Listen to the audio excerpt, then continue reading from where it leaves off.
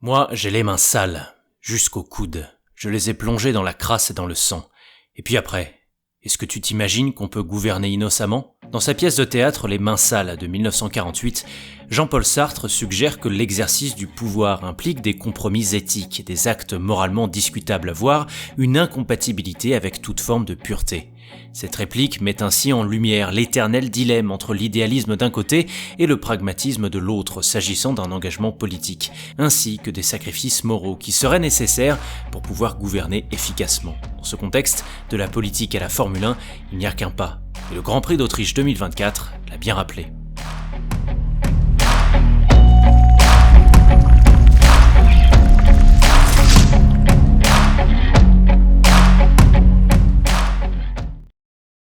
Lando Norris est l'analogue d'Hugo, le personnage principal dans Les mains sales. Un respectueux, un idéaliste, qui apprend à se confronter à la réalité cynique du pouvoir.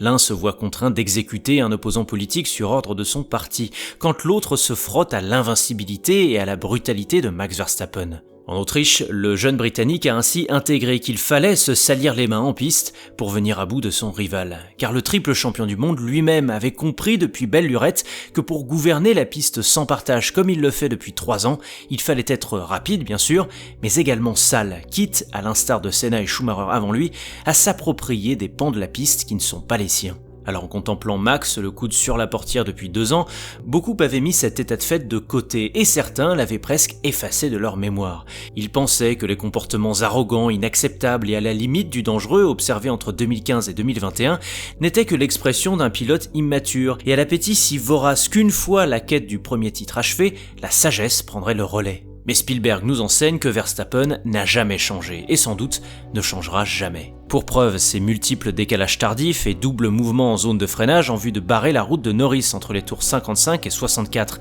et qui évidemment ne pouvaient se terminer qu'en un accrochage, terminal pour l'un et sévèrement handicapant pour l'autre. Le pilote McLaren l'a désormais compris, pour vaincre le géant néerlandais, il faut accepter de subir ce genre de crasse et surtout de rentrer dans ce jeu-là. Un Norris aux mains trop propres avait refusé de le faire lors de la répétition générale du sprint le samedi, où surpris par le niveau de risque que son rival était prêt à prendre en vue de récupérer son leadership au périlleux virage 4, il laissait échapper une petite victoire certaine. Leçon dûment retenue le dimanche, profitant d'un arrêt calamiteux des mécanos de Red Bull au tour 52 et d'un blocage de roue coûteux de Max quelques secondes plus tard, Norris mit enfin les mains dans le cambouis, non sans maladresse certes, mais avec la brutalité offensive nécessaire au jeu malsain qu'allait lui opposer son adversaire en défense. Autrement dit, pour battre Verstappen dans ce roue contre roue acharné, il fallait passer outre le respect, l'éthique personnelle et la morale sportive. Il fallait produire le type de manœuvre que Max lui-même avait imposé à Charles Leclerc sur cette même piste il y a 5 ans et sur Lewis Hamilton au premier tour d'Abu Dhabi 21, quitte à jouer avec les limites de piste. Il fallait, en somme, que Hugo tue Oderer et que Lando bouscule Max sans y perdre des plumes, ce qu'il ne parvint pas à réaliser. Et c'est précisément là que le bas blesse. Et oui, Verstappen aura eu beau subir une pénalité de 10 secondes pour l'accrochage final et le duo de crevaison qui en a découlé, il n'en demeure pas moins le grand gagnant de cet affrontement. Non seulement car il termine P5 quand son rival lui reste sur le carreau, mais aussi et surtout parce qu'il a imposé ses propres règles de combat, aussi sales soient-elles, à son adversaire. De sorte qu'à l'avenir, Lando Norris risque, je dis bien risque, d'y réfléchir à 2 fois avant d'attaquer le pilote Red Bull, ou pire, de s'enfermer dans un excès de tendresse et de maladresse, comme Lewis Hamilton le fait depuis 3 ans, à chaque fois qu'il croise la route du Néerlandais. Au beau milieu de toute cette saleté, c'est pour une fois l'idéaliste, le gentleman, le Hugo aux mains propres, qui a pu tirer les marrons du feu et gouverner innocemment, le temps de quelques tours. George Russell avait en effet prévenu dès la fin des qualifications, il ne se salirait pas les mains pour tenir tête au duo inatteignable Verstappen-Norris, et fantasmait un coup du sort devant lui. Il ne restait plus alors qu'à s'assurer d'en récupérer les miettes et à écarter toute concurrence, notamment celle de son propre coéquipier, rapidement rentré dans le rang du fait d'une monoplace légèrement amochée.